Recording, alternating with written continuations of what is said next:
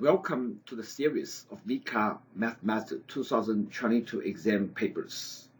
The first paper consists of 8 short answer questions, while the second paper consists of 20 multiple choice questions and 5 extended response questions.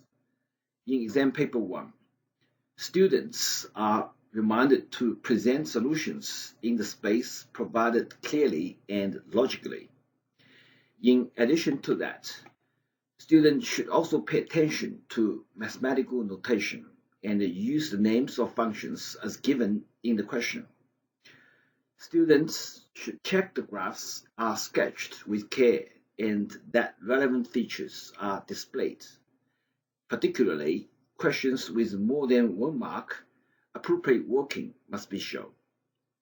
In exam paper 2, students should make good use of their reading time, practice more to efficiently use their technology.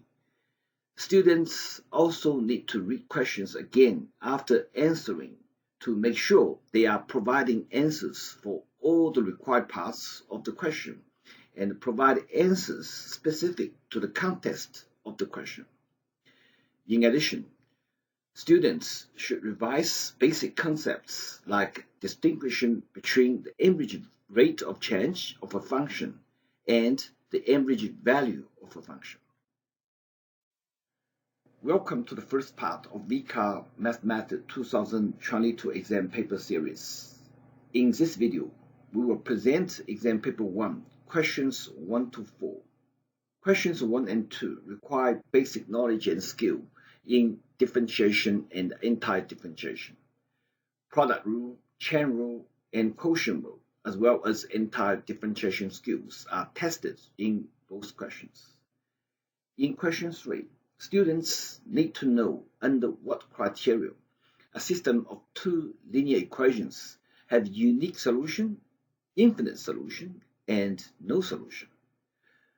Question 4 is a binomial distribution related question. Welcome to this VCAA Math Method 2022 exam paper series.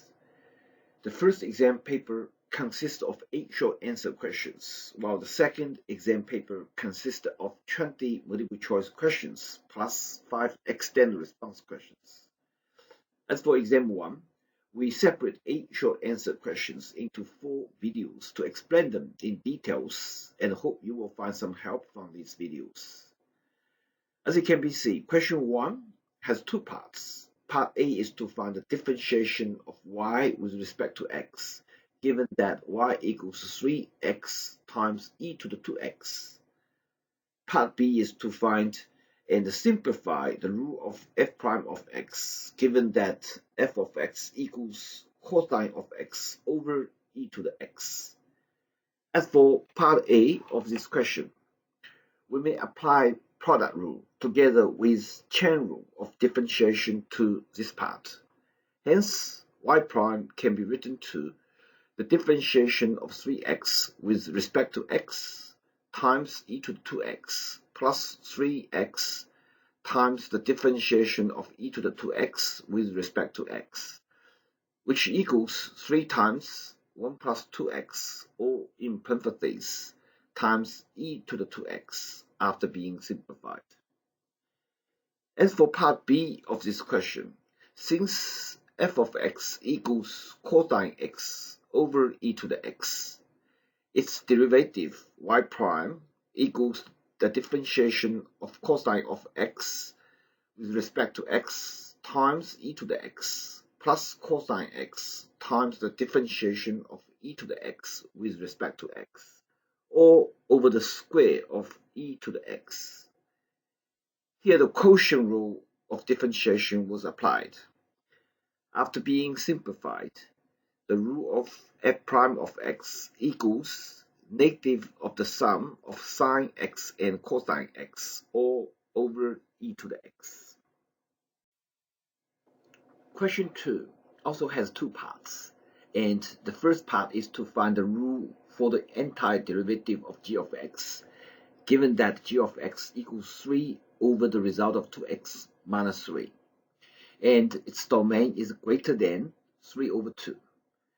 Part B of this question is to evaluate the definite integral from 0 to 1 of f of x times 2f of x minus 3, or in parentheses, with respect to x, where the definite integral from 0 to 1 of the square of f of x with respect to x equals 1/5, and the definite integral from 0 to 1 of f of x with respect to x equals 1/3. As for part A of question 2, since g of x equals 3 over the result of 2x minus 3, its antiderivative equals 3 over 2 times the integral of the reciprocal of 2x minus 3 with respect to 2x minus 3, which equals 3 over 2 times logarithm base e of the modulus of the sum of 2x minus 3, then plus c. As for part B of this question, the integral to be evaluated can be written to 2 times the integral from 0 to 1 of the square of f of x with respect to x minus 3 times the integral from 0 to 1 of f of x with respect to x. According to the given criteria, the definite integral equals 2 over 5 minus 1, which equals negative 3 over 5. There are two linear simultaneous equations given in question 3, which requires determining the value of k for which the equations has an infinite number of solutions.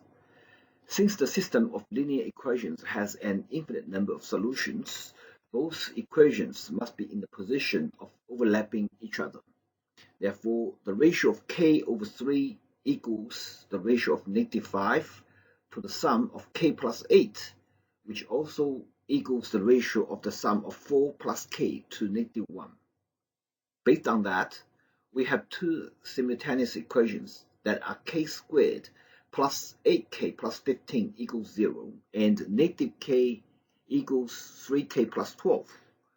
Solving the first equation, we obtain k equals negative 3 or negative 5.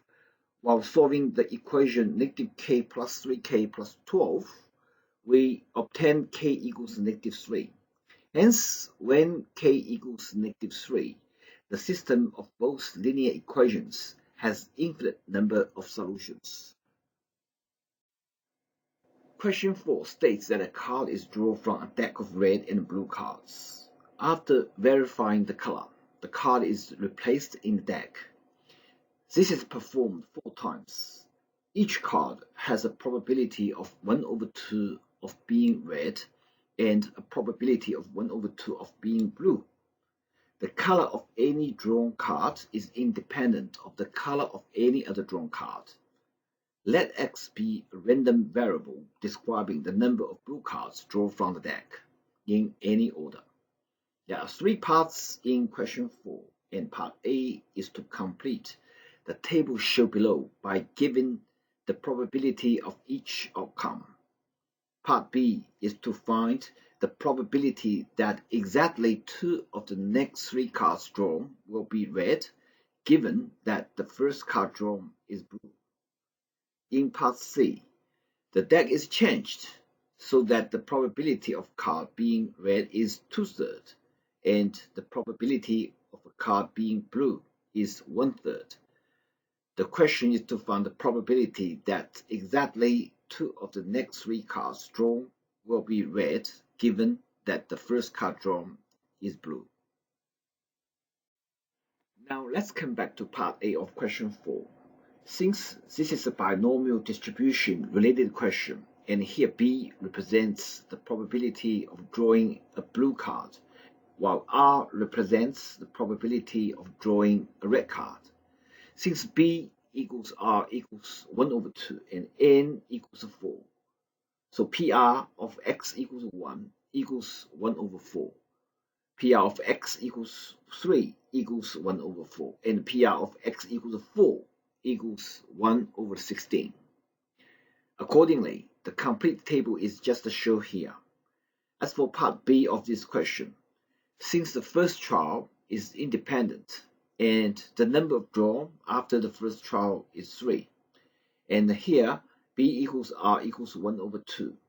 PR of x equals 1 equals 3b r squared, which equals 3 over 8. In part C of this question, b equals 1/3 while r equals 2/3 and n equals 3. Hence, PR of x equals 1 equals 3br squared, which equals 3 times 1/3 times 2/3, or in parentheses squared, which equals 4/9. If you enjoyed this video, please give it a thumbs up and subscribe to help me make more math content like this. I will see you in the next video.